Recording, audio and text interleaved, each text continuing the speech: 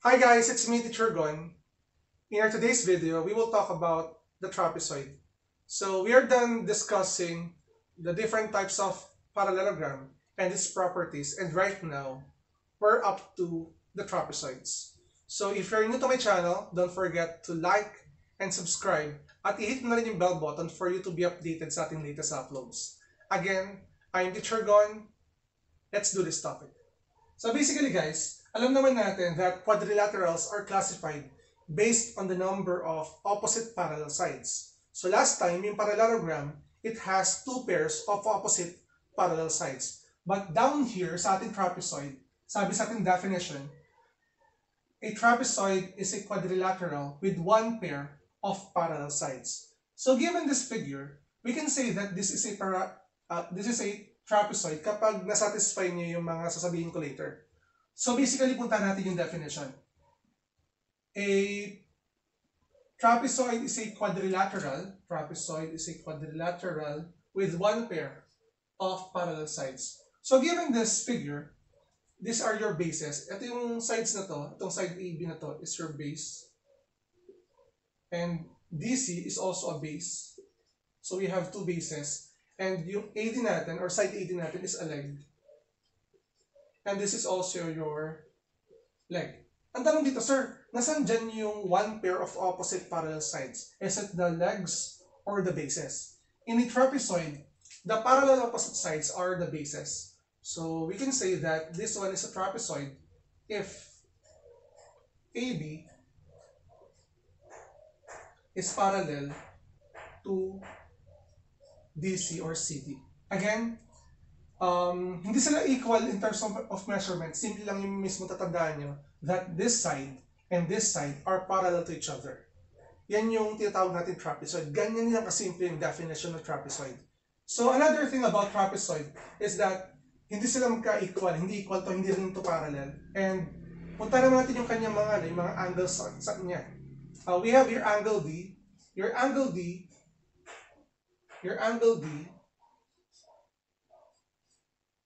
is supplementary to the upper base. Again, angle D is supplementary to angle A.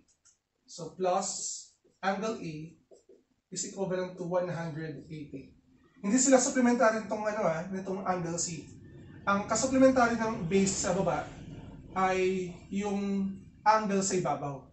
So for this angle, yung angle C natin plus angle B is supplementary with angle B. So yan yung mga conditions natin. And in the next part of our video, we will discuss the median of a trapezoid. Now let's move on with the median of a trapezoid. So we have here a given trapezoid wherein I have trapezoid A, B, C, and D. And as you can see, I have a segment or a line between them.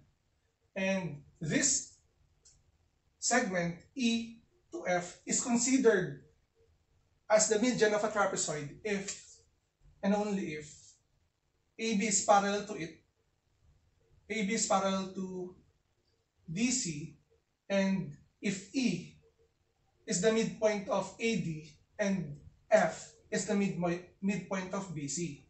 So lagyan natin dito, they're equal and this also are equal.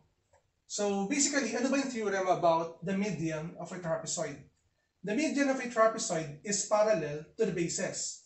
And dapat daw, itong EF na to, for us to consider this one as a median, this one is also parallel to the bases. Parallel siya sa ating AB and DC. So we can say that we have AB should be parallel to EF and also parallel to DC.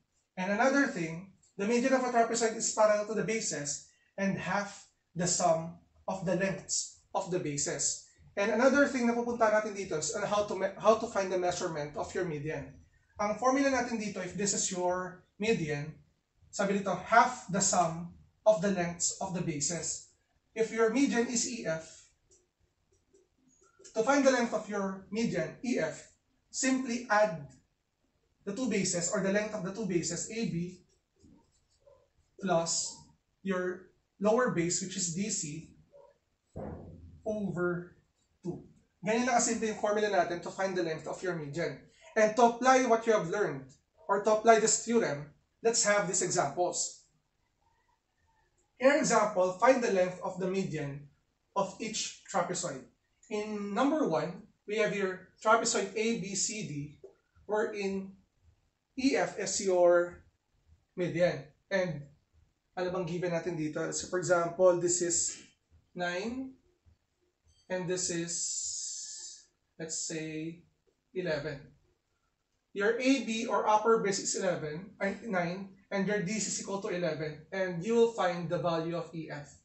So to solve that, you need to use the formula. Your median, EF, is equivalent to your upper base plus the lower base over 2.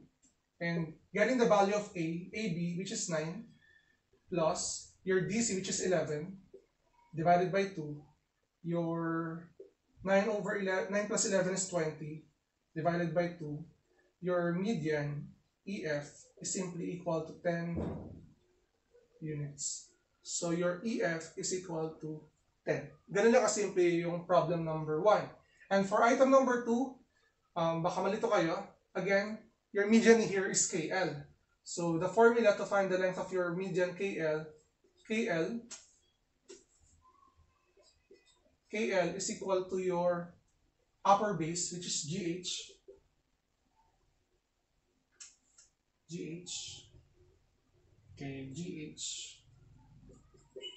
plus your lower base, which is JI, over 2. And your GH is equal to 26. So you have 26 plus 21 over 2. And simplifying this, will give you 26 plus 21, that is 47, divided by 2. And simply, your median KL is equivalent to 23.5 units. Ayan yung value ng ating KL. This is 23.5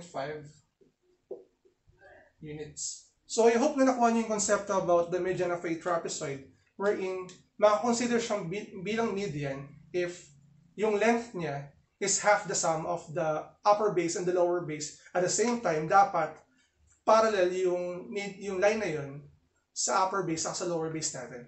So if you have any question about this topic, pwede kayo mag-comment down below sa ating comment section. And if you're new to my channel, don't forget to like and subscribe at hit mo na rin yung bell button for you to be updated sa ating latest uploads. Again, I am Teacher Gon. Maraming salamat. Bye!